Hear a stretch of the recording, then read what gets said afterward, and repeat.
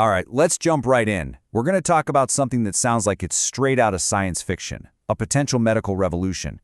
It's a substance born from nature's own toolkit that promises to repair something we've always thought was irreparable, the severed spinal cord. This is the story of polylaminin. You know, for centuries, the answer to that question has been a pretty heartbreaking yes. But what if that's all about to change? What if we're standing right on the brink of an era where we can actually rebuild the very connections that let us move? A spinal cord injury is just catastrophic. It's so much more than just losing the ability to move. It's a whole cascade of devastating effects. It literally severs the communication superhighway between your brain and your body. This leads to everything from paralysis and chronic pain to a lifelong dependency on a wheelchair. It's a medical problem that has truly stumped science for generations. Yeah, the outlook has always been incredibly bleak. But this is where the story takes a fascinating turn. It doesn't start in some high-tech lab with a bunch of synthetic chemicals. No, it starts with an observation about the most natural process in the world, how our bodies are built in the first place. And that brings us to Brazilian scientist Dr. Tatiana Coelho-Sampaio. For more than 20 years, she's been on this quest, driven by a really simple but powerful idea, an idea inspired by our body's own incredible abilities. And here is the core insight, the light bulb moment. Dr. Coelho-Sampaio realized that when we're developing in the womb, our bodies are absolute masters of regeneration, but that amazing ability just fades after we're born, especially in a complex place like our central nervous system. So she asked the big question, what if we could reactivate that original blueprint? Her search led her right to this protein, laminin. The best way to think about it is like biological scaffolding. When we're first developing, this stuff is everywhere. It provides the structure and, crucially, the signals that tell our neurons exactly where to grow and how to connect. It's basically the instruction manual for building a nervous system. Okay, so you have this amazing developmental protein. But how do you actually turn that into a therapy that works for adults? Well, that's where the real innovation kicks in. It's all about building a biological bridge where the original one was completely destroyed. The process itself is just remarkably elegant.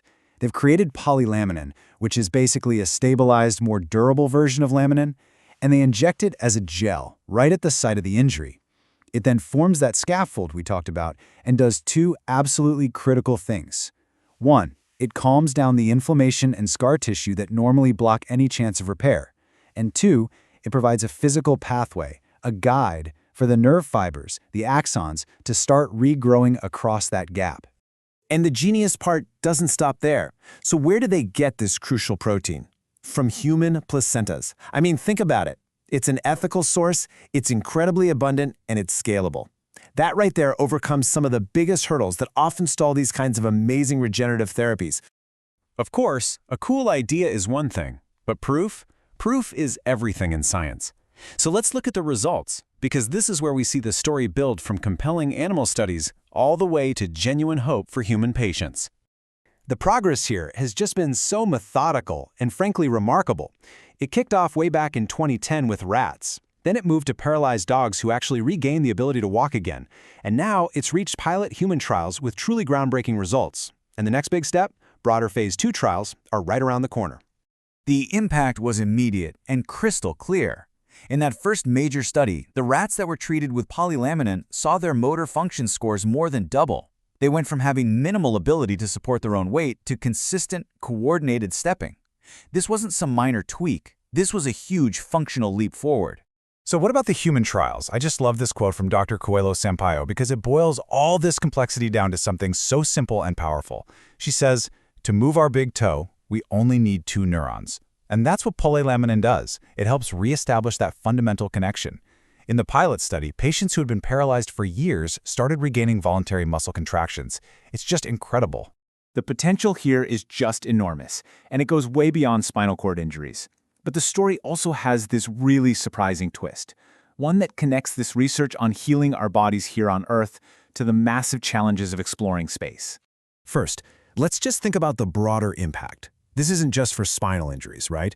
The same basic principle of encouraging neural regrowth could potentially apply to neurodegenerative diseases like MS or even Alzheimer's.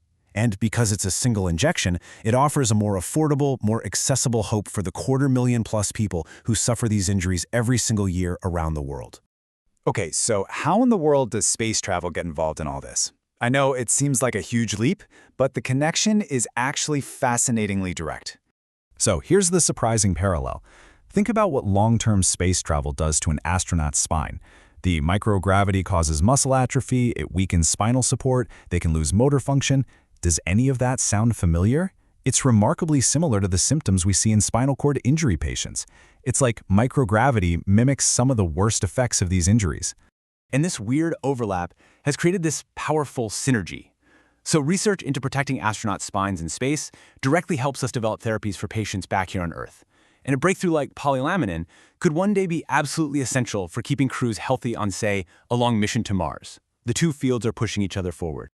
So, while the excitement is absolutely huge, we have to remember we're still at the dawn of this new era. Science is always a process, and there is definitely still a road ahead. The next steps are really critical. We need larger clinical trials to confirm the long-term safety and effectiveness. Researchers are still dialing in the optimal dosing and trying to figure out how to best combine polyamylin with things like physical therapy to get the absolute best recovery possible. So yeah, the journey is far from over. But if you ever need a reason for hope, a reason to believe in this, look no further than this moment in September 2025. At a conference in Sao Paulo, patients from the early trials got up and actually demonstrated their regained movements. We're talking about wiggling toes, shifting their weight, these tiny actions that represent an absolutely monumental victory. This is the real human impact of this science. Which really leaves us with this one final powerful thought. What polylaminin suggests is that the answers to some of our most devastating medical challenges might not come from inventing something brand new, but from simply rediscovering and learning how to reapply the incredible genius that already exists inside all of us.